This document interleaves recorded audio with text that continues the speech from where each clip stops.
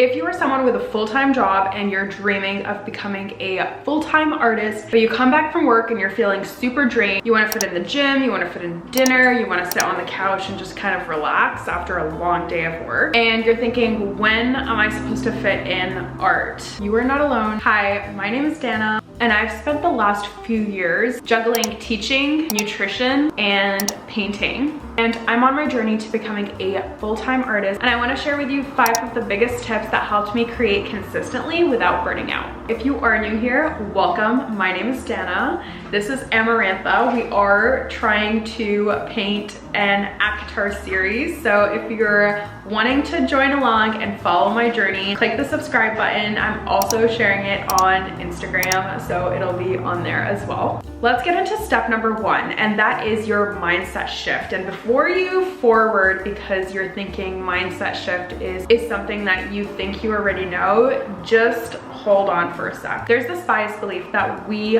fall for subconsciously, and it's the starving artist. It's the we can't be full-time artists. And even though you say you want to be a full-time artist, sometimes in the back of your head, it might be stuck there. At least it was for me. And it's just this subconscious thought that's kind of messing with everything and was making me not believe in myself. I had to get into this mindset shift. It is possible for me to become a full-time artist. Something that helped me with this is finding other full-time artists on Instagram and social media and seeing that if it happened for them, why can't it happen for me? And this means completely changing my mindset to, instead of it being something that I want, changing it to something that I have to do. And I know you're thinking, oh, but I don't want to look at art like that because I love art and I don't want to make it into something that I don't like by forcing myself to do it when I don't want to. That's also how I used to think. But honestly, if you're thinking that you want to take this seriously and you want it to be your full-time job,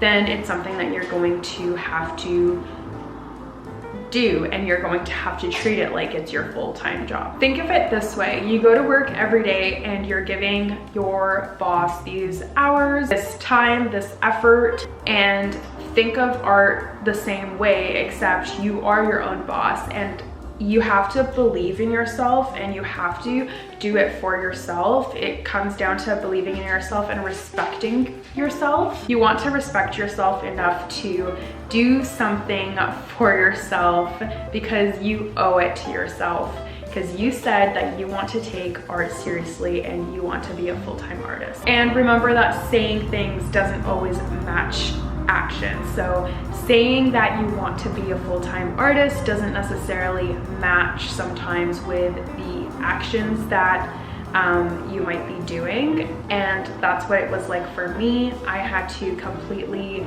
step into the mindset shift of, okay, I need to take this seriously and treat it like it's a job. And this leads me to step number 2, which is time blocking. This is something that's helped me be consistent with creating art, as well as so many other things like going to the gym. I was listening to a podcast called Modern Wisdom, and there's an episode on there on essentialism, and basically the guest speaker was speaking about how we never really do the thing that is most important to us. The thing that we should be doing is usually like pushed back, and that was the case for me big time, and it still is the case today, where I have to remind myself that, hey, art is my most important. I need to make time to do it. And basically what he was saying is set 2 hours a day for your number 1 priority.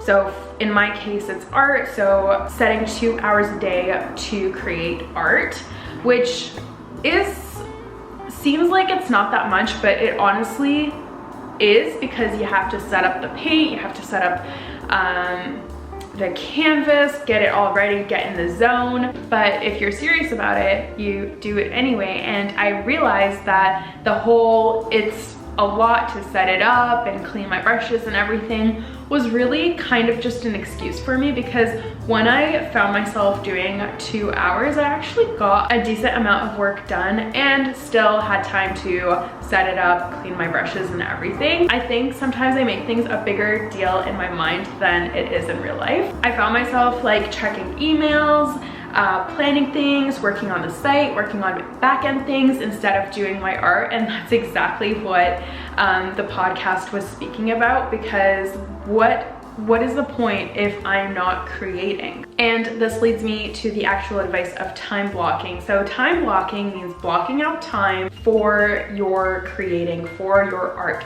And so how to do this is, if you use a calendar or an agenda, I use just my Google Calendar as well as my Apple Calendar. They are synced.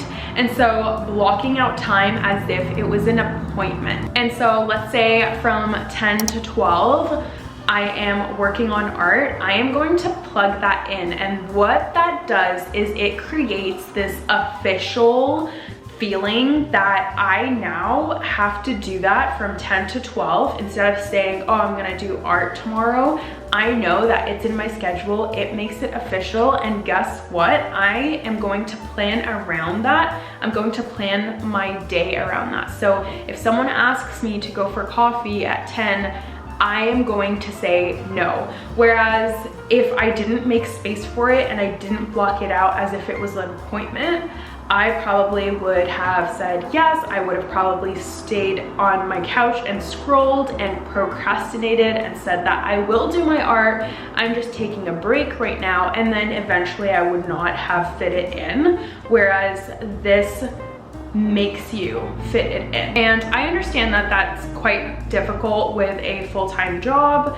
And so a good tip is figuring out, okay, are you more creative in the morning or in the evening? When can you do this? Okay, if you're more creative in the morning, get up 1 to 2 hours earlier. Maybe just do an hour first to begin with in the morning before work of art. It can even be like a sketch every morning, just to get your creative juices flowing. Or in the evening, you could do it after work. Let's say from 6 to 8, you're just doing art and creating, and then at 8, you can just chill, axe. And if you're still sitting there and you're like, oh, that sounds perfect in a pen and paper world, but it's not realistic because I just don't have time, Dana. Well, I thought the same thing. And it turned out I was spending 9 hours on my phone, and like still my phone is my biggest distraction. Do yourself a favor and take a look at your screen time. If you have an iPhone, I'm sure you could figure out how to do it on a Samsung too. But if you're spending quite a bit of time on your phone, or maybe you're spending it doing something else, but I imagine that in this generation we are scrolling so much.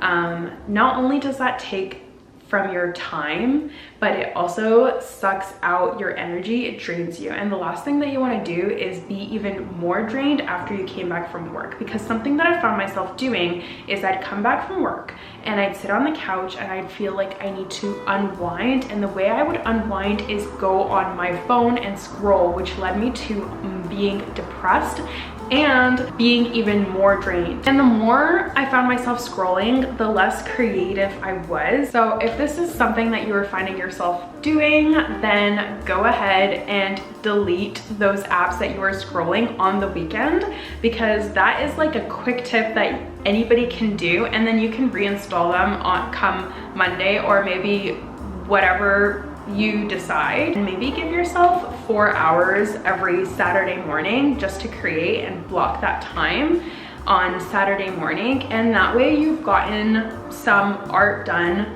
every week. And I guarantee you that that is better than getting 0 art done the entire month. I use Brick, and it's honestly helped me so much. It blocks out the apps that I say are distracting to me, and I've honestly gotten so much time and energy back. And this also leads me to my next point. Step number 4 being doing creative rituals for yourself. For me, it's walking, and I guarantee you that if you go for an outdoor walk, it will help get your creative juices flowing. I first read this in a book called Be Useful, and I resonated with this so much because I also have noticed that when I go on walks, my ideas just start coming to me, and I go on walks without my phone, so I won't bring my phone. I understand that that might be dangerous for us gals, so you know, maybe go with your partner or go with a friend or your sibling or someone,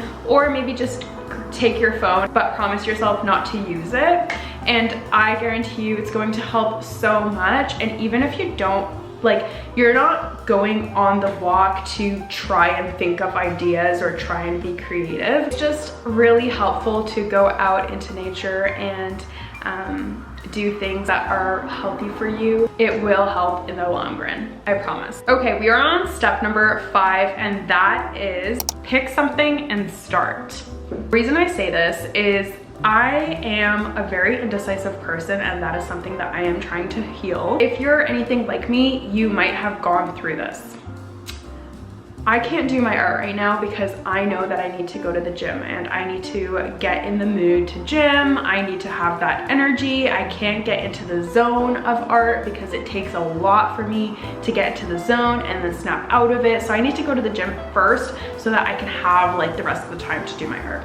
But I can't go to the gym because I just ate a bunch and I need to let it sit and let my stomach settle. I also need to shower, and I don't know if I should do that before or after the gym. And I know what you're thinking, oh my god, you should do it after the gym, but I don't know because my hair is a little too oily for the gym, and if I go, it's just gonna get super itchy.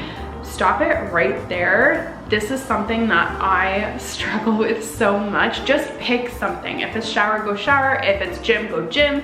If it's art, just do the art, even though you have to go in an hour or two. Just pick something and start. Trust me, it will help you. The further you stray along, the further you are from your career goals of becoming a full-time artist. And those are my 5 tips. I know that it's hard and I know that it's easier said than done, but if you truly want to be serious about this, then you have to do 2 things. You have to believe in yourself and take out the distractions, and that will help a ton. And you will achieve your goals. Now, this is the first time that I'm making a video in this format. Usually it's a vlog or a video of me painting. Let me know if you like this style of video or if this was helpful or useful to you at all within your journey by liking. Comment below what parts you resonated with the most,